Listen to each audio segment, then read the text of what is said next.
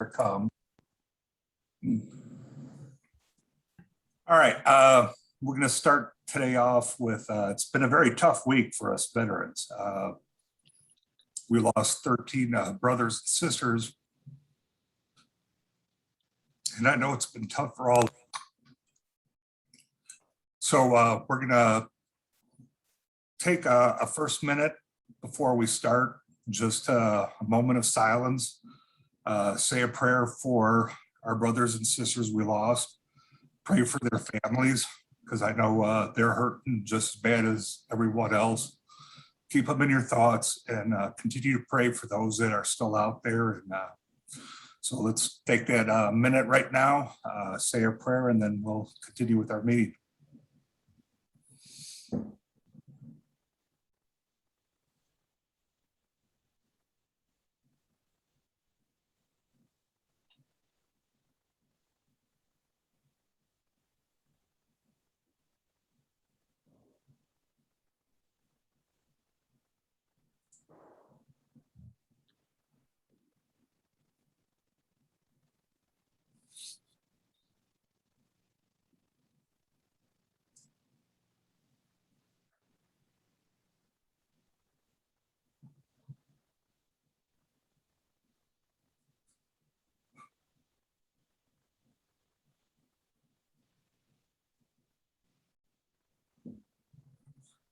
All right, let's remember this day.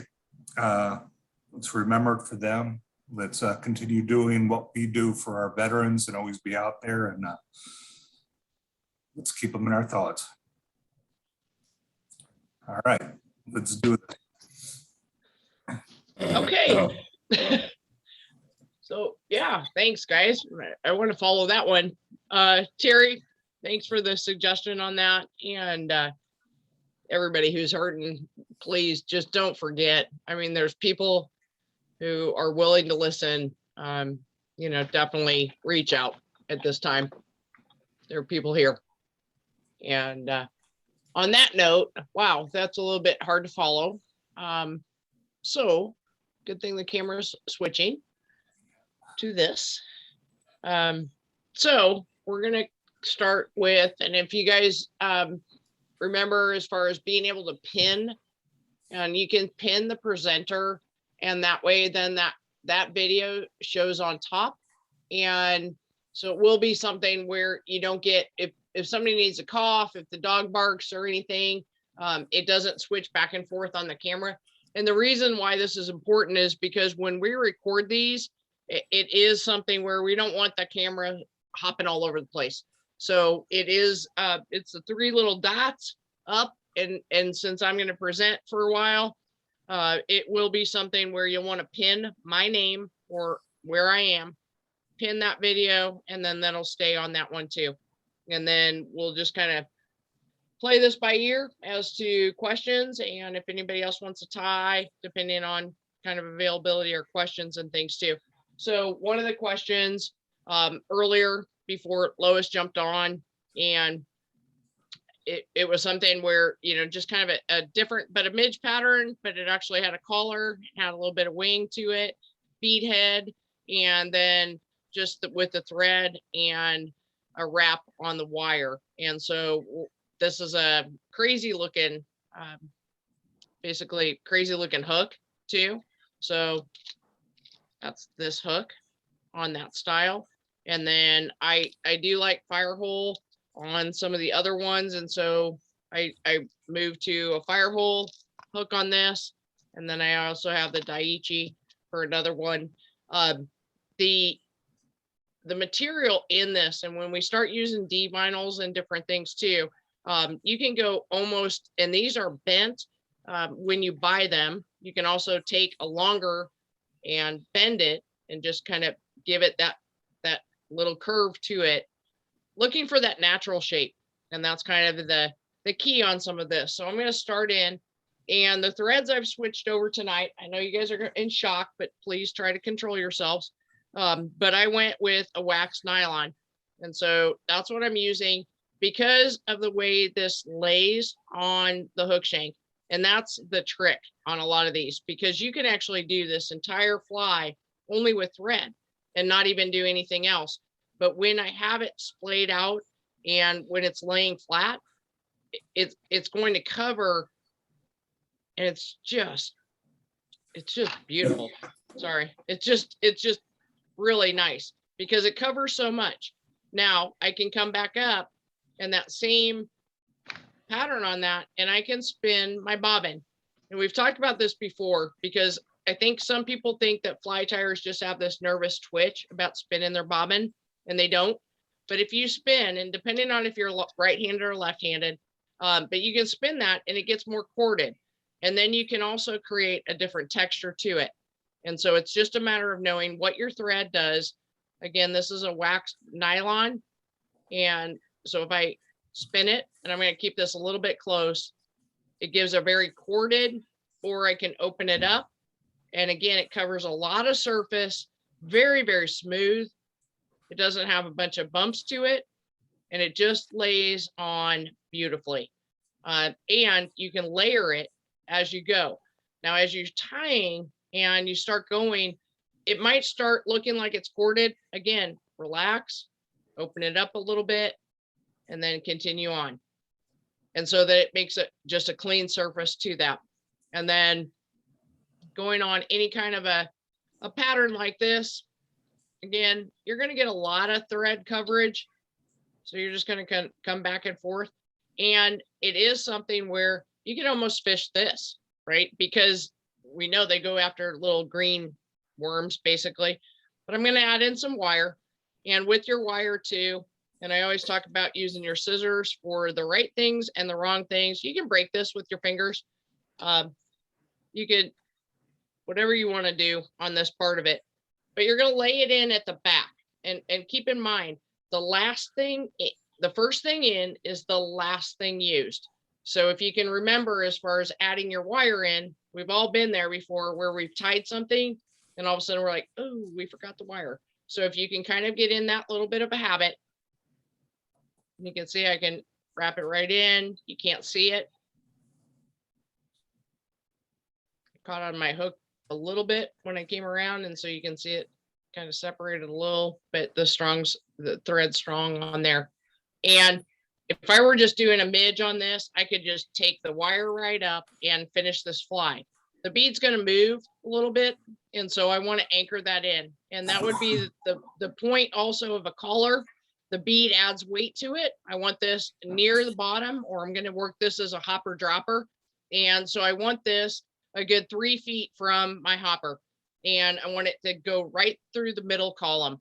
And it's something where you can wrap this thread all day long and just keep going. So you can build up this body. It can be nice and meaty, something that fish would want to eat.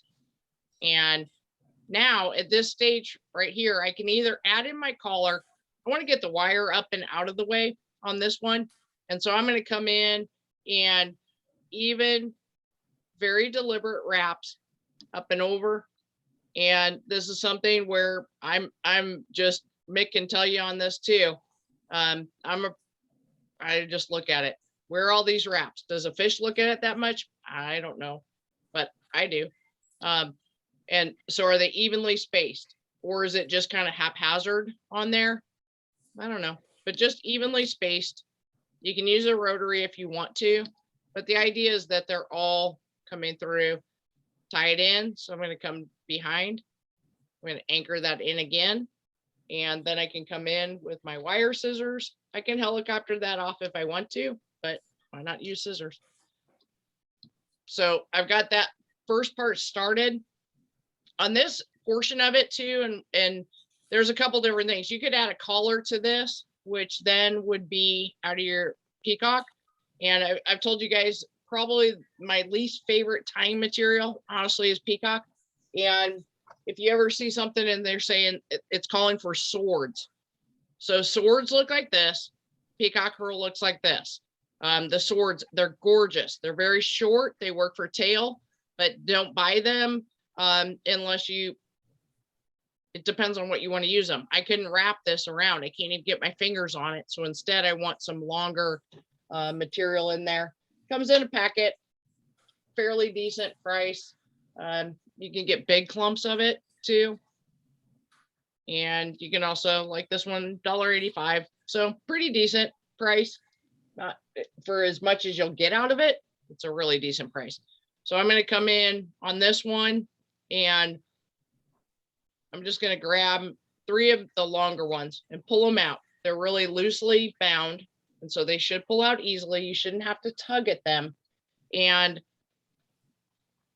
now I'm going to line up on my ends, because that's the part I want to tie in from. And I'm going to come up about 1 inch, because here you can even see where it's bare. So I don't want that portion of it. I don't even want to tie it in. There's a lot of waste, and it is something where coming in, I'm going to anchor these. I'm going to come up underneath, and I'm going to continue towards the bead. Now this part of it, so the bead does not move. Everything needs to be cinched behind the bead. So as you come in here, and you can use hackle pliers, but what I'm going to do on this is get them all 3 and hopefully not hit my camera. And I'm just going to come forward, and I'm going to give a lot of great just texture to it. And you can see one of them decided to do its own thing here. So now I almost have to take that one and catch it up to the group, and it'll happen. One of them's going to break. And so then you either start back over, but I'm going to just add a whole lot of layer to it here. I'm going to come in now, bring my thread over, come under, and I'm going as close as I can behind that bead head, and I'm cinching it in. So every pull is locking it in. And you can see now how the peacock went back, because I know I've touched actually the hook shank, as opposed to getting caught up a little bit on the bead. If your flies fall apart, you've caught up on the bead and you haven't cinched the material into your hook shank. So it's nice and tight in there. If you like a little bit of a wing to it, you could cut it right here. If you want it close, you could cut it right there.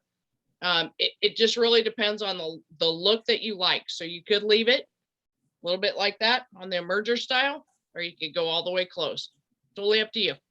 It is something to have a few of these. And again, the color variant, I don't seal anything. I don't put any glue on here. And then you come in, and a good whip finish on this one. So you're coming in, create your triangle, come around, come around, come around. And the trick on this one to make sure you're in is you're going to pull. Well, you saw that pull all the way back in, and that cinched it behind the bead and all the way locked in the materials. Come in and you're done. So that gives you kind of just a simple emerger, midge, whatever you want to call it. You could go all the way up with thread, no collar. You could add in a soft hackle to that too, but that gives you kind of a starting point as to an easy lay the base down, then add in your collar. And so that gives you kind of round one. The next one, anybody have any questions? Because I'm not looking. So if you have any questions, I guess you just need to interrupt. And I'm going to move to a bigger hook on this. This is actually an 8, but I want to be able to show the technique on some ribbing. And the other thing that we've talked about before, as far as with the different patterns and how to anchor in, the D-ribbing is kind of important on this. And as far as, so you can see, again, very strange shape, except it has great gap to it. So that the point between the shank and the hook point. And as far as my eyes on this, we've talked about buying eyes or buying hooks and beads and how you can buy the wrong thing. And so some of them have a little cheat sheet where it says on here that it's made for an 8, 10, and a 12. So it'll fit on there. And I'll go ahead and add a bead just so you see this look, especially where to anchor in. So I just do this in the palm of my hand. I know there's a ton of different tools. The big part of the bead goes to the back. The smaller goes towards the front. And then get that one anchored in. on my vise. And so there's a lot of different layering that you can do. We've talked about, you can even use a latex glove if you wanted to. You can use, Mick showed a couple weeks ago with a mask, and he used the cording from the ear loops with a mask. But there's tons of different material you can do to lay over your scud back. You can twist this a little bit more. So there's a lot of different materials you can use on that. I really enjoy using the D-ring. And so this one is a vinyl D-ring in a copper. And because Jim Saraceno and I know purple is the go-to color for some. So I have vinyl ribbing in purple. And yes, it does work. And you can see it's just, whoever made this is just ingenious. I don't know that the camera will do it enough justice, but it's actually a real, it's a D, and so it has a raised area to it. And if I were to lay that over, it's going to give a really segmented section to it too. So I'm going to use the larger size on this in kind of that copper color, and start in my thread. I also pulled out, and I think one of the nights several weeks ago, and I switched my color thread. Yes, John, I have other colors of thread. It's not all just white. So I'm gonna lay down a nice base on this, and you can do a contrasting color too. You can do a black, because this is a little bit translucent, and you can see again, I'm using the wax on a nylon thread, and it just goes down smooth. It's not cording because of the way I have it opened up. But it lays down very smooth. I can come in now with the D and snip off what you need. If you can learn how to use off the spool, you'll waste a lot less. Like I've talked about before, I have my wire's on a spool. And so if you have extra bobbins that just really aren't good for anything else, maybe try that, or try holding in your hand. So there's an up and a down to the vinyl wrap. The downside is your flat portion, and then the upside would be obviously the D portion of it. So the first part is because it all comes off coil, just like our fly lines and everything else. If you can actually take this in your hands, stretch it a little bit, it'll be a lot more manageable to work with. If it's something where it's all coiled up, you're just going to fight yourself, and it'll get twisted up, and it's going the wrong direction, and you don't like where it is. Amy, So now, Amy, do you ever weight these midges? this one's actually, the hook is so huge, it's an 8. Okay. So between that and the bead on this is going to go down pretty quick. I could easily add more lead to it if it was higher water, faster moving water. I could, but with this, with an 8, it's going to take it to where I need it. Okay. And I mean, you need if you're doing this off a hopper dropper, you need quite the hopper. If you're doing this off of an indicator, airlock, if you use a little paste on ones, the little sticky ones, you'd need about 3 to keep this thing up, in my experience. So it is something where it's just a test, but it's going to bounce off the bottom without additional lead. If I were going to do anything, I'd really do the small side lead, and I would only do it up towards the bead just to keep it on the right side pattern. So on the vinyl, and I looked at this once, and then all of a sudden, okay, so I'm going to come in, and my thread on this is spooling a little bit, so I will try not to knock you guys off the table, but I'm going to come in at a real underneath 45-degree, really exaggerated, and I'm going to hold it in place as I'm tying it forward.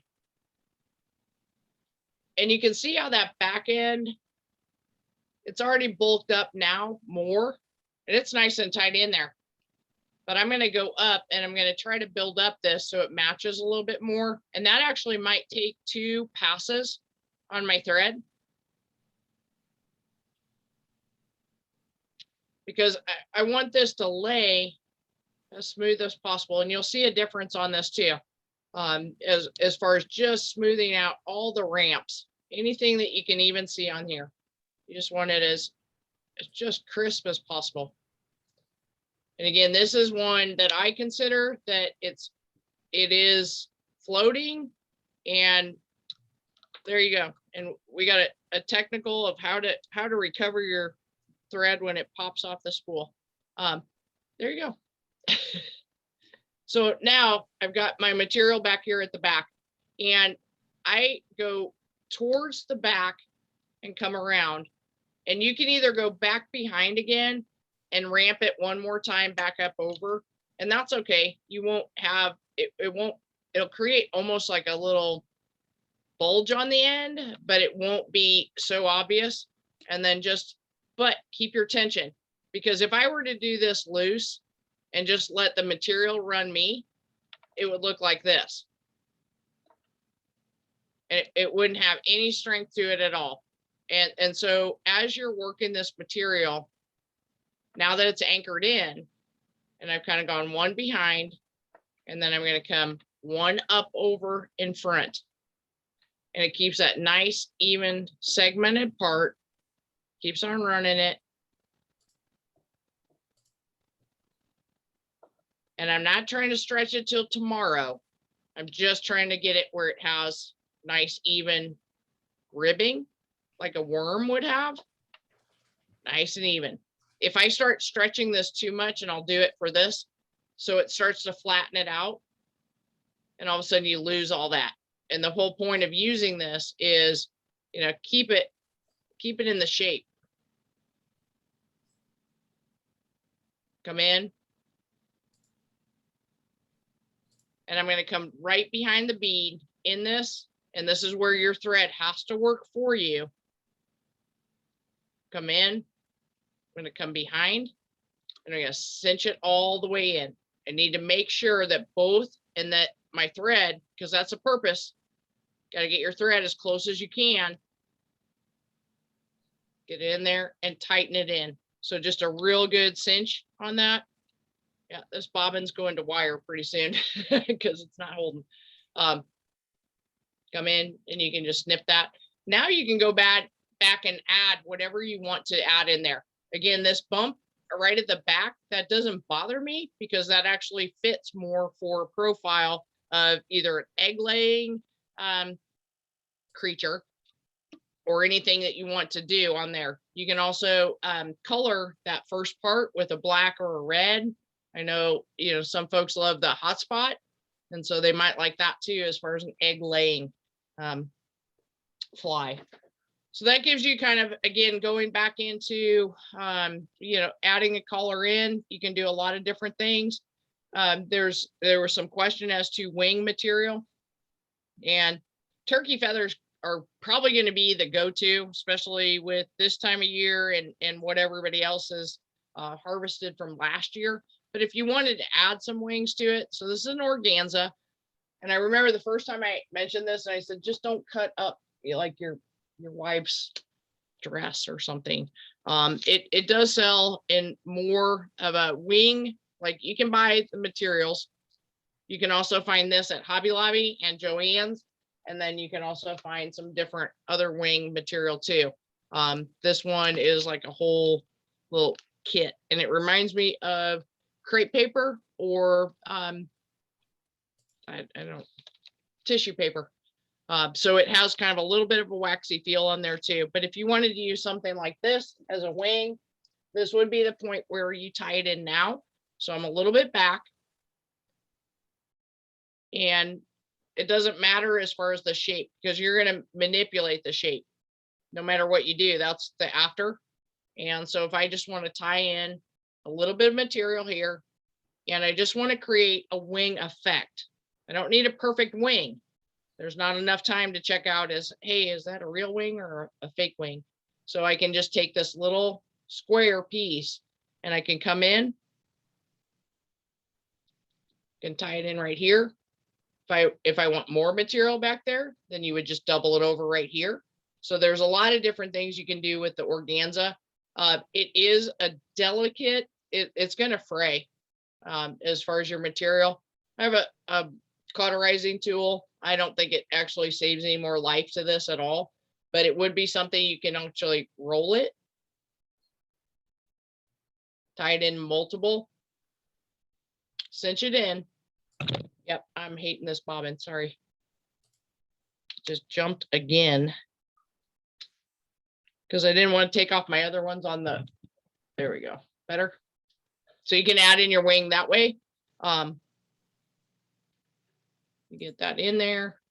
It's all set in place. You can come back in, cut off what you don't need here. And going back to the peacock again, add this in as your collar. So this one, I've grabbed 3 good pieces. One guy didn't make the cut. And I actually have 4. So I'm more concerned. This is the meatier end. Meat. So now I'm going to come in.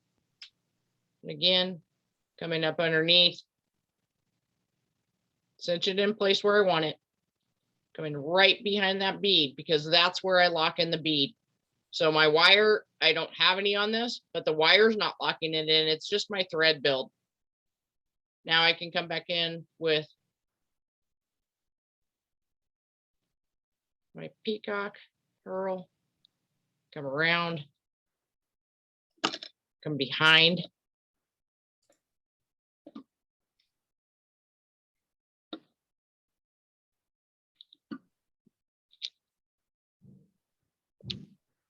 And I can come back in now and trim these wings because they're really over exaggerated. So all I want is a little bit coming off the back. And on that, come back in and finish with my whip finish. On a bead head, there's absolutely no reason to not do a whip finish. Locking it in every single time on that pass and then coming in, really cinching it down in there. It just buried it right behind it. So now I trust everything's in place where I need it. And I'm not going to question this fly. Might fall apart, might lose it, but it's not because I didn't have a good lock on the materials in there. So coming back almost the opposite direction, lock it in, you're going to feel it set. And that's a really important part on there too. So that's one of them. And I will go to one of the last one on this one. And I'm just going to show another material and then we can obviously switch it around if anybody's got any questions or anybody else wants to tie anything. So on this, I'm going to go back to my trusty white thread. Yay. Because I do. And I have olive in this as well. So I like the Vivus as far as because I want a very thin wrap on what I'm doing with this particular fly. No bead head at all. You could absolutely, depending on what you're doing with the fly. Yeah, as far as a hopper dropper, maybe you don't want to have it bouncing off the bottom. You want a little bit more control. Now this is this is a size 10. And so it's a little bit larger than, I don't know, the 14, 16s that I have laying on my desk right here. Same thing as far as starting your threads. I'm going to go all the way to the back and I'm going to show one last material for tying this in. And I go back exaggerated on mine. I don't think it doesn't impede on my hook set or anything as far as having material back in there. I don't like that, but can't get it either. So now, and Mick showed these last week when he was working too. So the holograph, it's basically, it's a quill. And what it does, and I love these. Sorry if I'm blinding you guys, sorry. But they come in and it's a triangle cut and they have a variegated part to it. And so as you lay this, it actually makes the pattern. I absolutely, hands down, this is my favorite product of this. As to the manufactured, again, the quills from, so you can find a lot of different things, but I'm not gonna soak the peacock and get all the little fluff off to just get this piece. So I used more on the man-made on this side. And I love these. I love the way they look. And I think the durability, hands down, has been something that I've just become a huge fan of. So this is a real quick application on those, and you can tell, yeah, sorry, that little thing is driving me crazy there. I'm gonna go up one more pass and then come back. And on with this Vivus, and the reason why I went with the more thin thread on this as opposed to the other threads I was using is this is a little bit more forgiving. It won't show as many bumps in the material too. You can cover it with a UV. So they all come on a sheet basically as far as with the different, and you can tell I like some colors over other colors because I use all those first, right? And so this one I'll go with more of a root beer, and you peel it off and it comes off like a sticker, and it doesn't like all the other materials that you might have around. So when I first started tying, who tells you which side to put in? I don't know, but I couldn't really find that information. And so trial and error.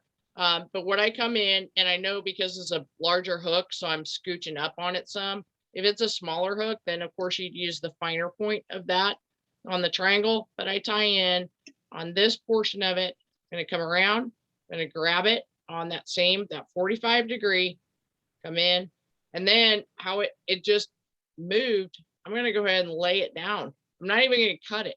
I'm just gonna lay it down. I don't need it all trimmed up as far as just keeping it short on there. And you saw me do that with the wire as well. So now this has a sticky side to it. And some of the times if you tie it in wrong, you're gonna have to go the opposite way. But for the most part, same thing. So I have my starting, and then I'm just gonna move up and just continue. And these are absolutely touching one or the next. And you can see it starts creating that ribbed effect.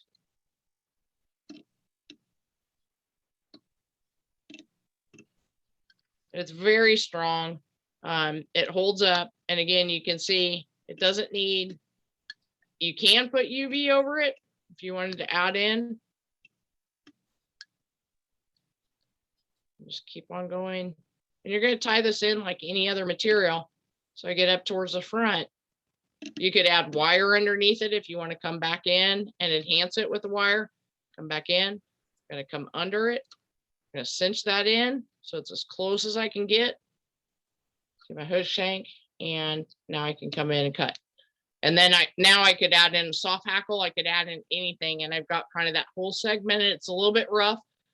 If you wanted to come in again with your UV, you could do that. If you want to come in and hit it with just your Sally Hansen's, this is kind of the time I would do that.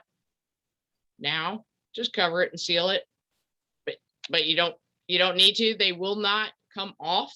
As far as I've caught probably 20-30 fish on the same one using this particular, and it won't unravel. It's not cheap and like all of a sudden it's coming apart on you, unless it's a bad tie and you didn't cinch it in, which I've been there, done that. But now you could add in anything in regards to a soft hackle, wings, or a collar on that, and just kind of that wormy look. And then as you build up your thread more underneath, you could give it actually more taper to it too. So that's what you got. Amy, I'm sorry, I missed, what is the name of that material and how does it differ from tinsel? So this one is called FX Holo. And what you can use, and tinsel is the same, except this one just has a little bit of a taper to it, Jim. Here's kind of the back of the page. So you can see it actually starts with, it has a color to it. I don't think my camera is helping that. But it actually has where it has a little bit of a color to it, where tinsel is all going to be your same mono color. Right. So that's all just your regular color that you would use. This one actually on, and if I would have used a brighter, like more of an amber or something that had a little bit more green, you would have picked up more color variant to it.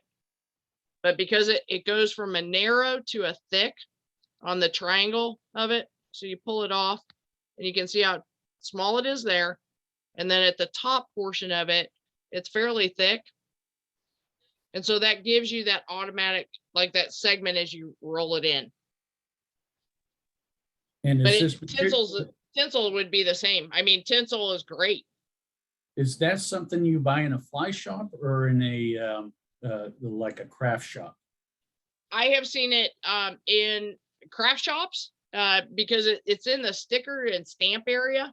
It's something that you would embellish pages, and I've also found it online. I have not seen it in our local fly shops, but the similar would be like the manufacturer, the artificial quills.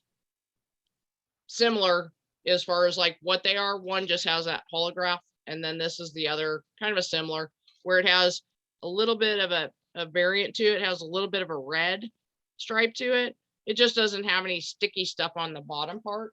But I can easily send you where I got this, and it's called, again, FX Polo. And I love it. Yeah, I can remember that thing. And I think Mick was actually, he pulled it out the other week, and I didn't know anybody else actually knew of it. I really, it's always been reliable. And what I like with it is it doesn't fall apart. I'm a little bit leery on stickers on flies, right? I mean, who wouldn't be? That you just think it's not going to hold up. And I have had it, I have absolutely no complaints as far as durability wise. And then you get little strips of it that you have that are extras. So the back of my table right here is all lined with a bunch of extra pieces that I can just use for other stuff. And so you can see a little, a bit here. I mean, as far as how it's actually a different, just kind of has a cool gloss to it. But yeah, I like the tinsels. I mean, I use those, and especially if I want it. I think it was a while ago, but we talked about you can actually take a black marker and go on one side of your tinsel, and that'll give you that segmented section as well. And just to give a different look to it. Just depends on what people want to do. But this is my favorite one, the peacock and this tinsel. I love that color. That's besides the purple. But anybody have any questions or anything? That's kind of, I was tying with my head down, so I don't know if anybody had anything, or I can unpin myself for sure. So Amy, I did find my materials and stuff, and if you want me to do it again tonight, I can do that. Absolutely. All right. So Lois, is she still on here, or did she bail off? All right, Lois. So per your special, I'm here. Per your special request, Jim he pulled out his tying stuff, and he's going to do Paragon for you.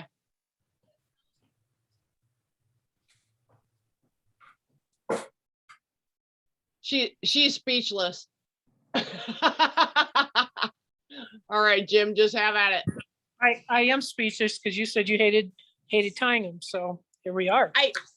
That's Jim and I have a good mutual agreement. And when I say Paragons, and he goes, "How many do you need?" So they're a day saver, right, Jim? He's muted. There we go. Is that better? Yes. Better. You were laughing at me because no, I don't like to tie them. No, I didn't. No, they're just so easy. It just cracks me up that I mean, if you want me to tie them, I can tie them up so quickly. It's just it's, not a problem. So anyway, so what a perdigan is a basically a relatively heavy nymph with very little water resistance, or what would it. The idea is that it's small and it sinks in the water very quickly.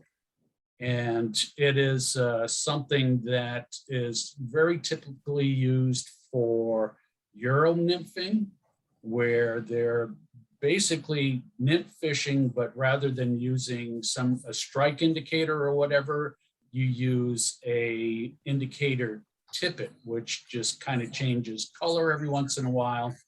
And You usually use a very long rod, about a 10-foot rod, and you literally hold the fly up off the bottom at whatever depth that you want. And it's just a matter of casting upstream and letting it float downstream. So, and in general, perdigan is kind of a class of flies. So what I'm going to tie tonight, whoops, it's going to be fairly typical and extremely simple. As you can see, we just have a bead head and some holographic tinsel. The tail, honestly, don't even remember what I used for that, but I'm sure you can use. Tonight, I'm going to just use some hackle tail. So there's really nothing to it. So you do use special hooks. These are, you can see it, they are jig hooks.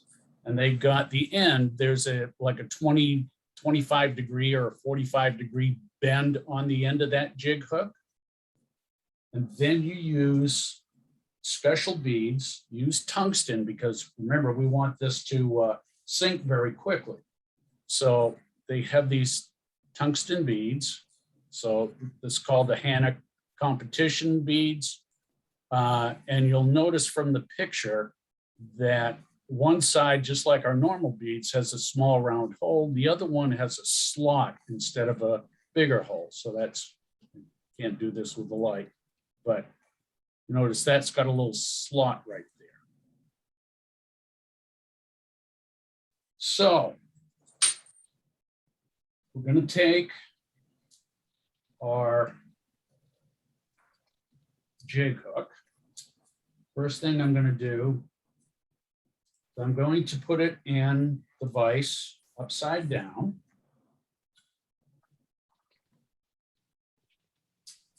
And I'm going to take my bodkin and pick up a bead.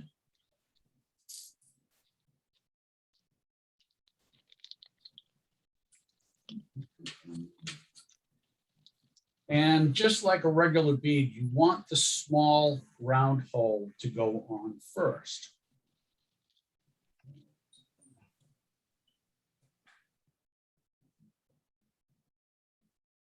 Okay, now we're going to take this out of the vise and put it in right side up.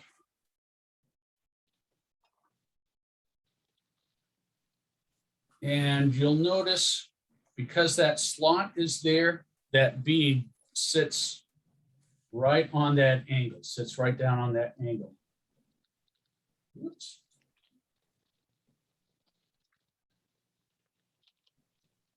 Okay, and then we're going to start with a thread.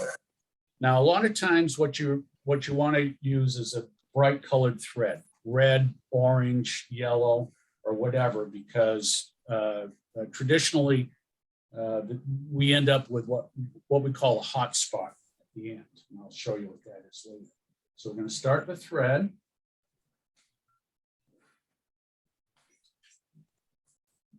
Then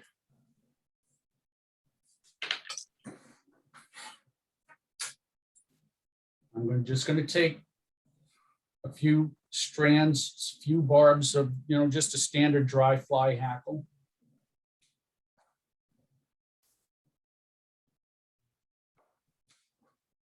And like half a dozen is plenty.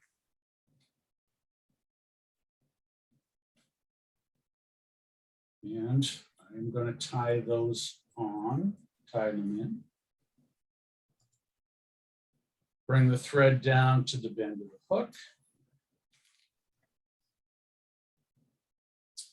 And for this fly, I'm going to use purple holographic tinsel. So I'm just going to cut off, say, 3 or 4 inches.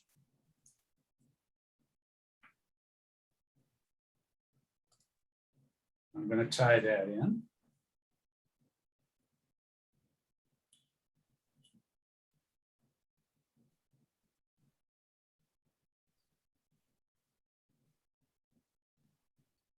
Now, once that's all tied in, I'm going to take the thread and I'm just going to work it and build up a taper.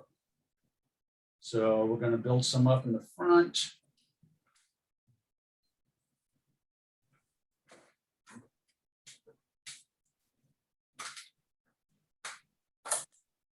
As it gets bigger, we'll go back a little bit.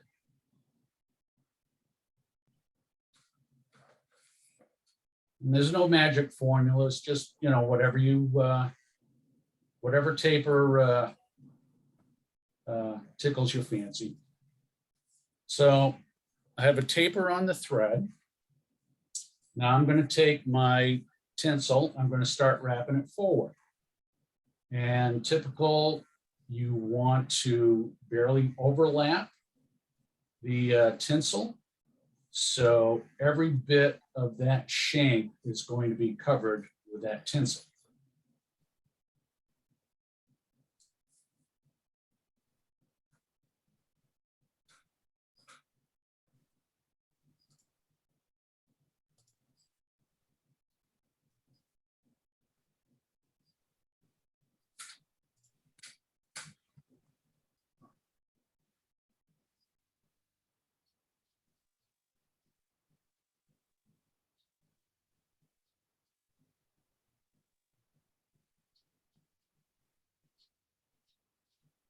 Okay, we get to the end here. We're going to tie it off.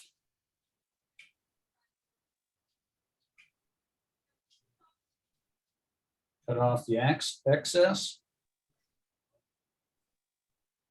And this is the hot spot that I was talking about. You're just going to start wrapping around right behind the head, just so we have a little section that is brighter than the rest of the flock.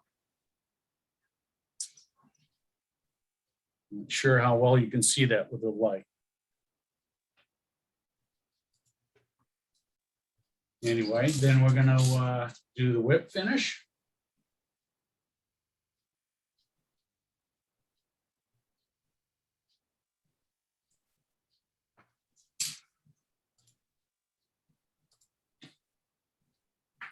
And then I'm going to get out the UV glue, and I use the Solar Res, the hard thin form.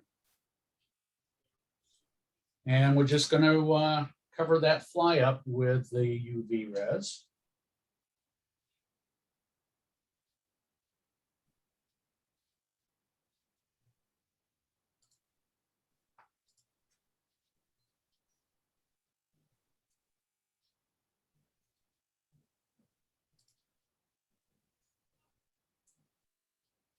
Spin it around a couple of times just to get it formed. You'll let the res make a nice even coat, and then hit it with a light.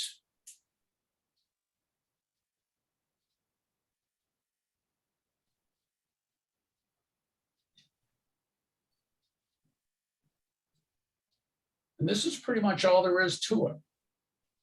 Now, a lot of times what people will do is after they get the first coat on, they will take a Sharpie.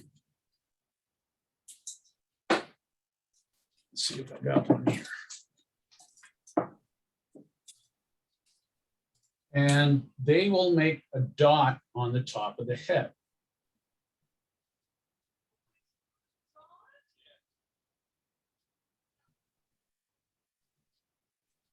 And then they'll put another dollop of UV on top of that.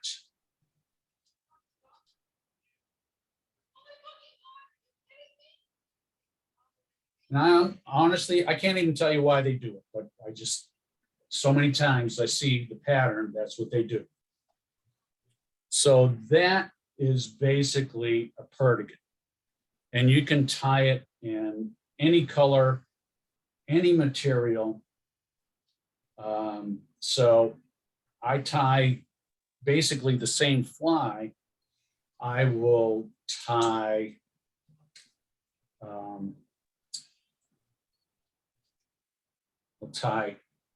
copper johns.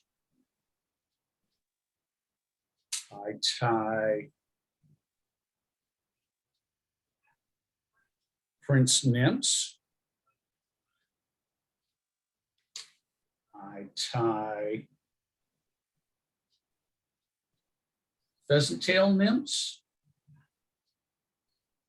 And when I do these, I'm not covering them with the UV glue. I'm not putting that extra layer of UV glue on it. But basically I have a nymph that is, you know, your classic nymph that's just more heavily weighted. And again, that's because you're using the tungsten beads and they're small and they just drop through the water really quickly. And that's what you're trying to do. So that's all there is to it. Did anybody have any questions? What Yeah, size hook are you using? How many, this is Bob Betzer. How many would you throw or tie on your leader? How many would I tie on my leader? Sure, multiple flies. Oh, I personally would only tie one on. Okay, I almost never do double flies.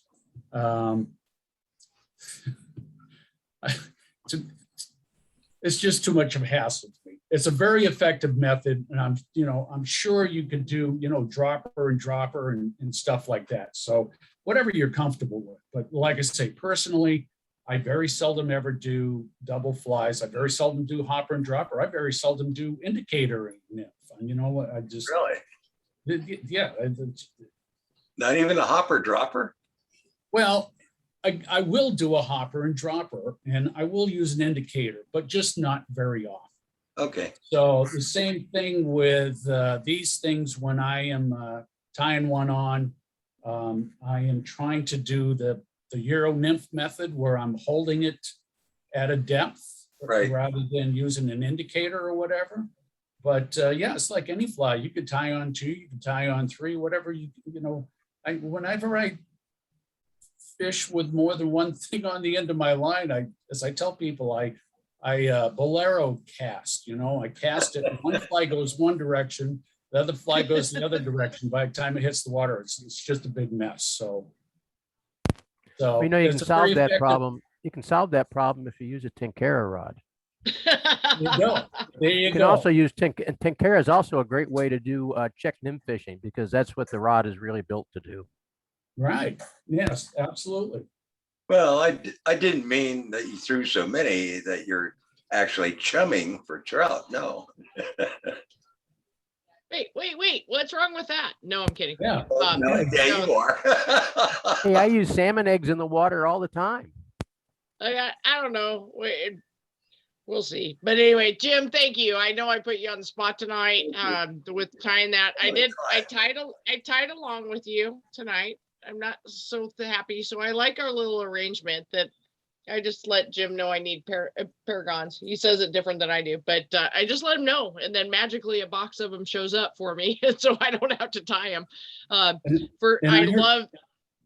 Yeah, I heard somebody ask what size I tie them in. I tie them in 14s and 16s, but I'm sure you can tie them bigger and smaller. It's like any fly. You can tie it in whatever size you want, but 14s and 16s, almost all my trout flies are 14s, 16s, 18s, and occasionally 20s. And I think the interesting part, and I can't remember who we were watching on the jig pattern and how that actually changes in the water and what we think it should be doing. And it actually, it becomes almost that weedless just with how it turns. So it's kind of amazing. It's a great beginner one in addition to, because of the different materials, putting a bead on the slot head beads, which are completely different. They work really well for this, but it is, it's been, again, a day saver, just knowing how to use it or knowing when to use it. But I think that's one of the fun things too. And I think they're really pretty flies. They're just ones I look at and go, no, because I have a hookup that lives about 2 miles from me. And so, it works for me. I think I tied this one. Jim can laugh at it. Then he'll say, yeah, that's why we don't have you tie those. Let me see if I can go. Oh, yeah. So Hey, nothing wrong with that. Perfect. That's I tied perfect. one. I mean, I can tie them. I just Right. don't. It looks like a Yeah. parrot. It does, but I did the red thread. So see, I followed instructions even, you guys. I went with the red thread. There's my little hot spot, but the only thing I have in the slotted beads, or it's like a rainbow thing. And then I've done the tinsel on the back, and this one I see I followed. I did step by step, but I wasn't real happy with it. Doesn't look very smooth, but it'll work. So I Well, don't appreciate that, worry Jim. about it. Again, When you run out of them, let me know. I'll tie up another. I know, that's what I said. I got a hookup that lives like 2 miles away, guys. I'm spoiled. But yeah, that's it is a fun one, and I generally fish this as a 2-fly setup for me, because I think with the hopper dropper for that, I like it. But one of the things I think it's also been really effective on is just waters that I don't know.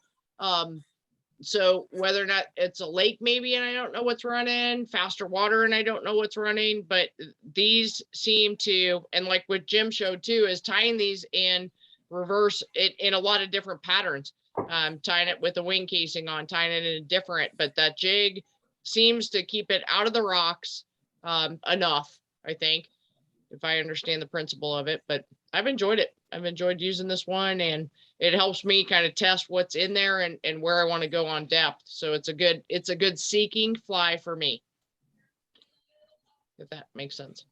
But other than that, all right, anybody have any Thank you. anything? You're welcome, Lois. Glad you asked. I didn't tie your buckskin whatever tonight, but I think we covered a lot of other topics on it. So next Monday, I guess I have to put our host on the spot. Monday is a holiday, Mick. I'm okay if we want to do a meeting. I don't have anything planned. I think I'm gonna take Friday off, maybe.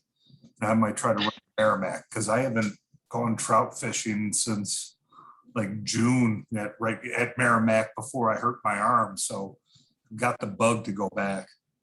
So I'll Get out and get some done. And all right, so we'll keep it on for next Monday, but if Mick has fishing plans or barbecue plans, then we might cancel, but I'll let everybody know via email.